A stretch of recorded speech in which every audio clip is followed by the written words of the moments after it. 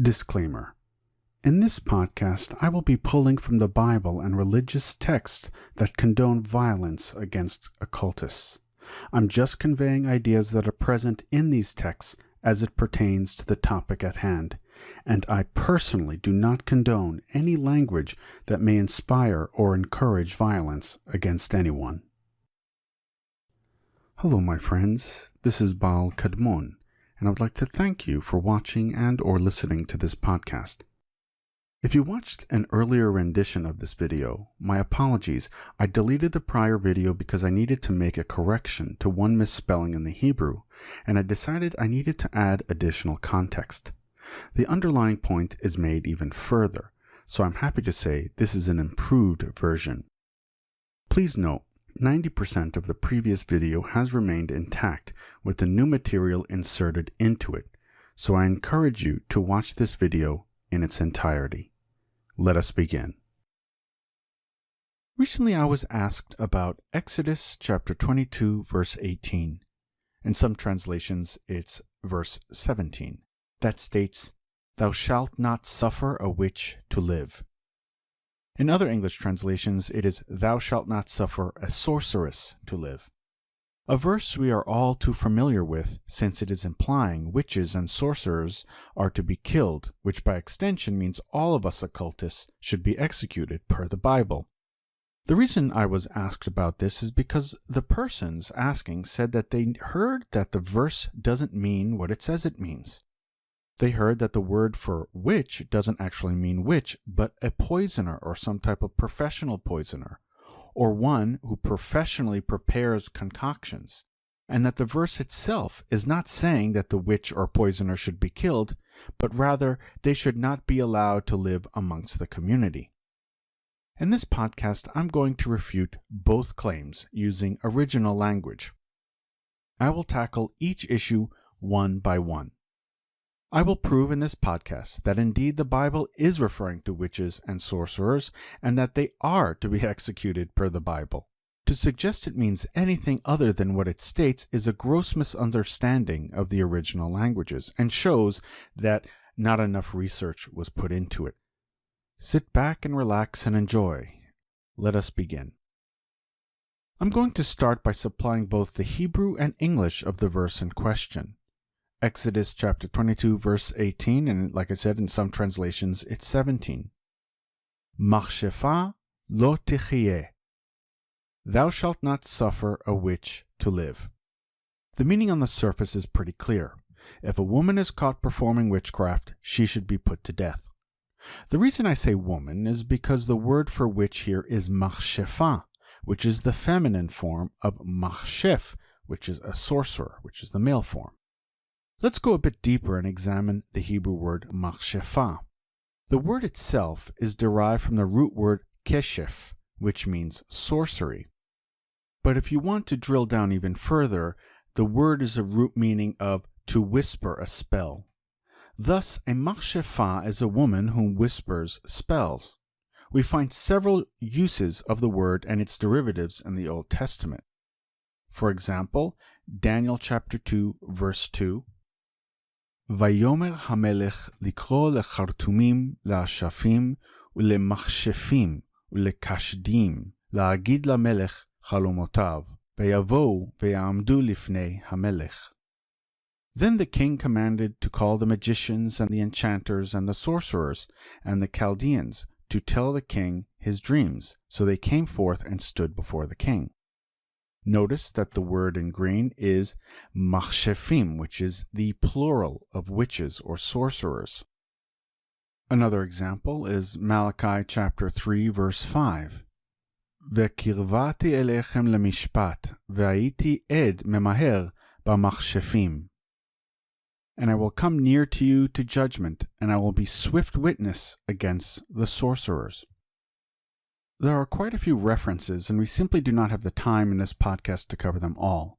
But in each case in the Hebrew, the word for witch and or sorcerer is using the word machshef for masculine, machshefa for feminine, machshefim, as in the two examples above, being plural, and keshafim, which is plural for incantations and sorceries. So where did this whole idea that machshefa means a poisoner or a professional poisoner? This whole idea came from the Greek translation of the Septuagint. The Septuagint is the first Greek translation of the Old Testament, composed in the 3rd century BC. It was largely read by Alexandrian Jews who did not know Hebrew very well, but were fluent in Greek. This alone should already give you an indication that there could be some translational issues here, since we know that the translation of Hebrew into other languages is not always accurate, at least not as far as the Bible is concerned. So let us take a look at the Septuagint Greek of Exodus chapter 22, verse 18. Pharmakous ou peripeisete. Let us take a look at the word pharmakous. In Greek, pharmakous means poisoner in this particular passage. It also means sorcerer. When looking up the root word, we find that it is pharmakeia. Strong's Concordance number 5331 defines this word as the use of medicine, drugs, or spells as it relates to magic, sorcery, and enchantment. So on the surface, the word appears to mean a person who uses potions to drug people or to poison them. In the text, The Grammar of the Septuagint Greek by F.C. Coinbare and George Stock, it states, the use of pharmakous for a medicine man or sorcerer seems to be peculiar to biblical Greek. This implies that its usage is particular to the Greek and not the original Hebrew. This should raise a red flag. To make my point further, the Hebrew word for witch and sorcerer can also be found in Akkadian and Ugaritic. In Akkadian, it's kashapu, and Ugaritic, it's ketep, very similar to keshef in Hebrew. And in those two languages, it means sorcerer and not poisoner or medicine man. In addition, the word for poison in Hebrew is not even close to keshef or machshefa. In Deuteronomy 29:17, some translations, it's verse 18. Notice the word in green, gall. In Hebrew, it's rosh. In Deuteronomy 32:33, the first word in green is venom. The second is poison. The word for venom is chemat. The word for poison is rosh. Hosea 10:4, hemlock, is translated as rosh. And Zechariah 12:2, the word for weakness in Hebrew is ra'al. Although the word in English states weakness and in some translations staggering, the word ra'al is considered to be poison. In modern Hebrew, ra'al means poison as well. There are other examples, but as you see, the words are nowhere near the word keshef or machshefa or any of that in Hebrew. So we only see the reference to poisoner in the Septuagint, and not in the original text. Another thing to keep in mind, if you remember in Daniel chapter 2, verse 2, the king commanded to call the magicians and the enchanters and the sorcerers and the Chaldeans to tell the king his dream, so they came and stood before him. Now think about it. If you wanted your dream to be interpreted, would you call a poisoner to your bedside? No, of course not. So that's why it's obscene that machshefim or machshef would be translated as poisoner. It just doesn't make sense in the context that it is written in. Or for example, in Jeremiah 27:9, you see the terms in green in English, your sorcerers, in Hebrew, kashafechem. Read that again and use the term poisoner. But as for you, hearken ye not to your prophets, nor to your diviners, nor to your dreamers, nor to your soothsayers, nor to your poisoners that speak unto you. See, it doesn't make any sense. In this context, it just simply doesn't make any sense. The variants of the word keshef in Hebrew, like I said, machshefa, machashef, keshafim, are translated in the Greek with one particular word and its various variances. But in most cases, it means poisoner. So if you look at Exodus chapter 7, verse 11, Exodus 22:18, Deuteronomy 18:2, 2 Chronicles 33:6, Isaiah 47:9, Isaiah 47:12, Jeremiah 27:9, and Daniel 2:2, and Malachi 3:5, some of these we already covered, it simply wouldn't make sense to translate sorcerer as poisoner. It wouldn't fit the context. So clearly, the translation of poisoner should be in question. Which begs the question, how reliable is the Septuagint translation? To make my case that the Septuagint needs to be examined closely before acceptance, I will illustrate a few high-profile errors that exist. There are several verses that call the accuracy of the Septuagint into question. There is one that is pretty much a fatal mistranslation that if people would heed it, would bring down the entire premise of Christianity. Let me explain. Since Jews at the time, right before and during Jesus' time, did not know Hebrew well, they used the Greek Septuagint as their version of the Old Testament. This applies to the authors of the New Testament as well. One egregious and most profound mistranslation of the Hebrew in the Greek is Matthew chapter 1 verses 22 to 23. It states in English, "Now all this was done that it might be fulfilled which was spoken of the Lord by the prophet, saying, Behold, a virgin shall be with a child." This is, of course, the key verse that declares Jesus' virgin birth. The prophet that Matthew is quoting from is Isaiah. The English translation of the verse, Isaiah chapter 7 verse 14 is, "The Lord himself shall give you a sign, and behold, a virgin shall conceive." And in Greek, for both Matthew and Isaiah, it says, "Ithou ha parthenos." On the surface, this seems accurate. However, there is a problem. The Hebrew doesn't say virgin. It says alma, which means young woman. Let's take a look. Lachen iten Adonai hu lachen ot. Hine ha'alma. The word in green, alma, just means young woman. It does not make any claim as to her virginity. In the Old Testament, when it conveys virginity, it uses a different term altogether, and that term is betulah, not alma. Here, let me show you two examples. Genesis chapter 24, verse 16. V'hana'ara tovat mar'eh me'od, betulah. In English, and the damsel was very fair to look upon, a virgin. Leviticus chapter 21, verse 3.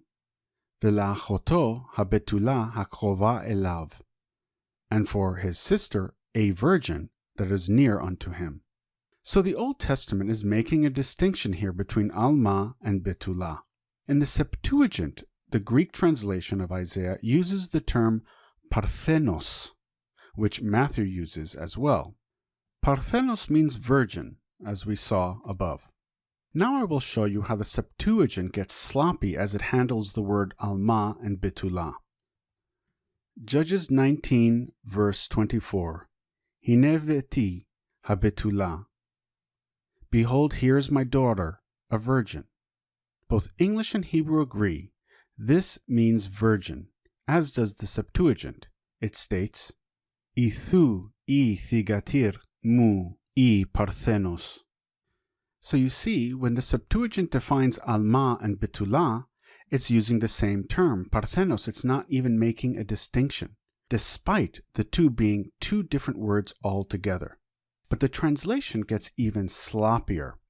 In Exodus chapter 2, verse 8, it says in English, "And Pharaoh's daughter said to her, Go, and the maiden went and called the child's mother. Tomer la bat Pharaoh, lechi vetilech ha'alma vetikra et em hayeled." Here we see that maiden is alma in Hebrew. If the Septuagint were consistent, we should expect to translate this as parthenos as it did before. But it doesn't. Let's take a look. I, the, ipen, afti, I, thigatir, Pharao, porevu, elthusa, the, I, neanis, ekalesen, tin, mitera, tu, pediu. It translates alma into neanis. As you can see, the Septuagint is not consistent. I know some might be thinking, okay, you're splitting hairs here, but it gets worse. I'll show you two more examples of how the Septuagint cannot be fully relied upon when it chooses its words, In some cases, as the above, one or two words get distorted, but in the next two examples, the entire meaning of the text is distorted. In the New Testament book of Acts chapter 15, verses 16 through 18, it states, "I will build again the tabernacle of David, which is fallen down, and I will build again the ruins thereof, and I will set it up, and that the residue of men might seek after the Lord, and all the Gentiles on whom my name is called, said the Lord, who does all these things known to God are all his works from the beginning of the world." Now this is James, the brother of Jesus, speaking, and he is quoting from Amos chapter 9, verses 11 through 12, of the Septuagint version. Let's take a look at the actual verse from the Hebrew Bible. I won't supply the Hebrew here because the English actually makes the point just fine. "I raise up the tabernacle of David that is fallen, and close up the breaches thereof, and I will raise up his ruins, and I will build it as in the days of old, that they may possess the remnant of Edom and all the nations upon whom my name is called, saith the Lord that doeth this." In the New Testament and Septuagint versions, Amos is quoted as saying other nations may seek the Lord. But notice what the original translation of the Hebrew text says, that they may possess the remnant of Edom and all the nations. That they is the house of David, or Israel, that he said he would build up. Do you see the difference? One says the nations can know the Lord, and the second says they may possess Edom and other nations, meaning that David and Israel will possess the other nations, not that the nations will know the Lord. That is a starkly different theme altogether. I mean, it changes the very spirit of what James says in the New Testament, which, by the way, he was quoting from the Septuagint. Let's look at one more. Romans chapter 9, verse 33. Paul is quoting the Septuagint version of Isaiah chapter 28, 16. He says, "As it is written, behold, I lay in Zion a stumbling stone and rock of offense, and whoever believes in him shall not be ashamed." Okay, so we have here in him, so believing in someone. Now let's look at the original translation of Isaiah chapter 28, verse 16 from the Hebrew. "Therefore thus saith the Lord God, Behold, I lay in Zion for a foundation a stone, a tried stone, a costly cornerstone of sure foundation. He that believeth shall not make haste." First of all, there's no he or him or believing in anyone. It just says whoever will believe. So Romans chapter 9, which is quoting from the Septuagint, added the word in him, but there is no in him in the original text. It's not referring to any particular person. It's just saying those who believe. Also notice how the stone is being described. It's called a stumbling stone, a rock of offense in the Septuagint, but in the original, it's a cornerstone of sure foundation. So you see, the very tone of the verse is different, and not only that, it has a completely different feel. One says believe in him, the other says just believe. So that's a big difference. Even if it seems subtle, it is huge. So as you can see, the Septuagint, although a much better translation than the Latin Vulgate, I'll tell you that, is very, very flawed. And that's why the term pharmakos, as it is conveyed, is questionable to me. Perhaps it reflects the sensibility of those who translated the Hebrew text. I say this because the Jews from Alexandria, after all, knew very well about ancient Egyptian magical use of herbs and potions. In fact, later in the Talmud, in Tractate Kiddushin 49b, it states, 10 measures of witchcraft descended to the world. 9 were taken by Egypt. We know from copious amounts of text that ancient Egyptian magic was full of potions and medicines used in magic. So perhaps the Jews of Alexandria were simply superimposing their understanding of sorcery based on an ancient Egyptian magic into their translations. And if this is the case, it's clearly a different understanding from the original text. As it turned out, Christianity would take up these definitions of pharmakeia and pharmakos as sorcery because of the Septuagint translation. There is no evidence whatsoever in the original text that witch or sorcery had anything to do with poisons or magic or magic potions or anything like that. Sure, is it possible sorcerers of ancient Israel used potions? Of course, but there's no evidence in the original text that states that.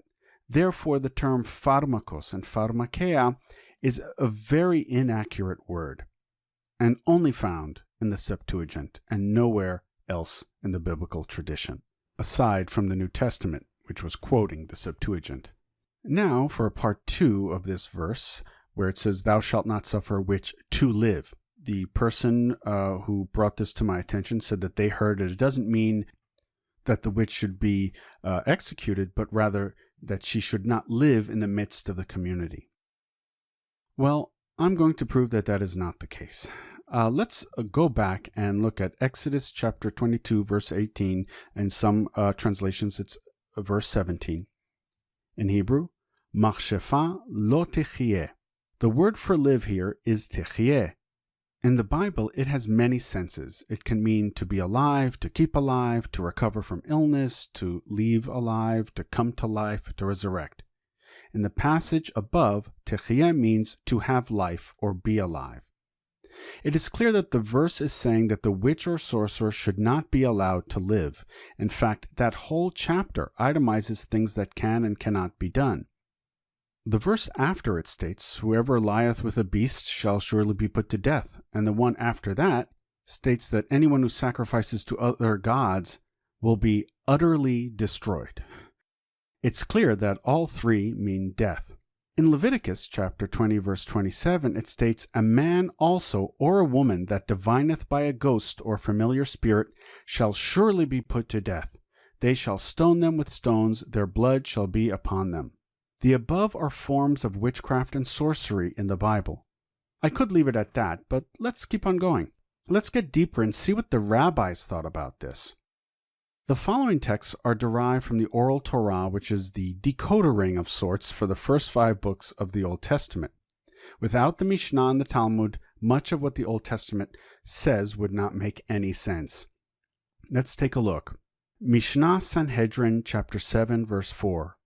"The following are stoned: a blasphemer, an idolater, one who gives of his seed to Molech, a necromancer or a wizard, one who desecrates the Sabbath, he who curses his father or mother, he who commits adultery with a betrothed woman, one who incites individuals to idolatry, one who seduces a whole town to idolatry, a sorcerer, and a wayward and rebellious son." In Brachot 21b:10, as it was taught with regard to the punishment of sorceresses, Ben Azai says, "It is stated, 'You shall not allow a sorceress to live,' although the manner of her execution is not specified, and it is stated, 'Whoever lies with a beast shall surely be put to death.' The fact that the Torah juxtaposed this matter to that was to say, just as one who lies with a beast is executed by stoning, so too a sorceress is executed by stoning. Sanhedrin 67a. In what manner is their death sentence administered? Rabbi Yosai HaGalilee says, "It is stated here, 'You shall not allow a witch to live,' and it is stated there, with regard to the conquest of the Canaanites, 'You shall allow nothing that breathes to live.' Just as there the Canaanites were to be killed by the sword, so too here the execution of a witch is administered by the sword." The Rambam, the most recognized interpreter of all things Judaism, states in the Mishneh Torah on the foreign worship and customs of the nations 11:15, "A sorcerer is guilty of an offense punishable by stoning, provided he committed an overt act of witchery." He goes on to say, "Punishment for an overt act is death, is deduced from what is said, 'Thou shalt not suffer a witch to live.'" In a text called Sefer HaChinuch, or the Book of Education, which is a systematic study of the 613 commandments in the first 5 books of the Old Testament, states in 62:1, "To not keep a witch alive, to not keep a witch alive. Rather, we kill her, as it is stated in Exodus, you shall not keep a witch alive. I'm not sure how much clearer I can get on this verse. All the above show that there's very little wiggle room here, that the verse is clear that witches and sorcerers are to be put to death. There is little ambiguity here. Now, all of this misunderstanding could be avoided if people just dig a little bit deeper. Everything can be discerned through digging, and the more digging you do, the more you find, and we can't just base this on people's statements. So what is the moral here? If a text is not originally in English, raise a red flag. This is your first clue that you may need to dig deeper. All the resources one needs is online for all the word studies you want. If someone tells you something without evidence, you can rest assured whatever it is being taken out of context, especially if it's not in the original language. Unless presented with evidence, don't believe anyone until you had a chance to truly look into it yourself. It is for this reason I try to make all my works as comprehensive as possible, and I show you where I get this stuff from. Also keep in mind that just because an idea a teacher says fits one's ideological bias doesn't mean it is true.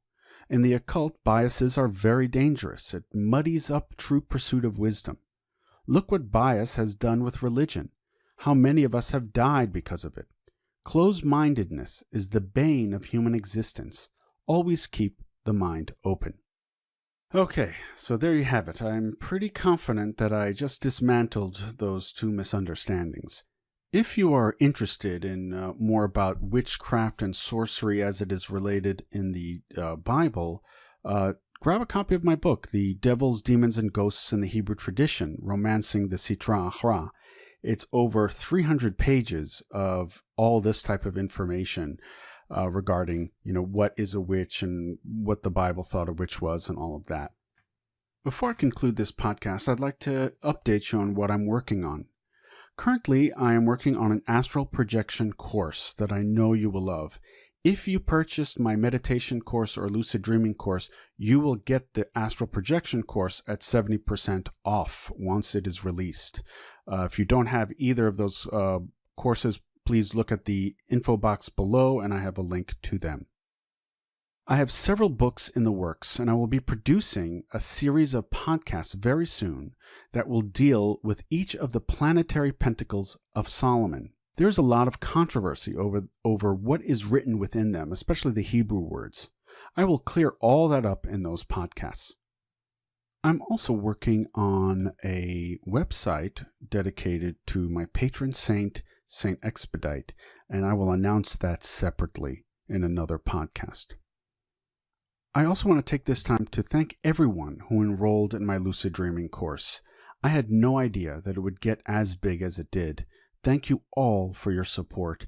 If you haven't enrolled just yet, please see the link below. I'm confident you're going to love it. Thank you again for enduring this longer podcast. I do hope you enjoyed it. I put a lot of information here, so you might have to listen to it again. I know that I had to listen to my own podcast twice to make sure I covered everything. So anyway, that's about it. I hope to speak to you soon. So mote it be.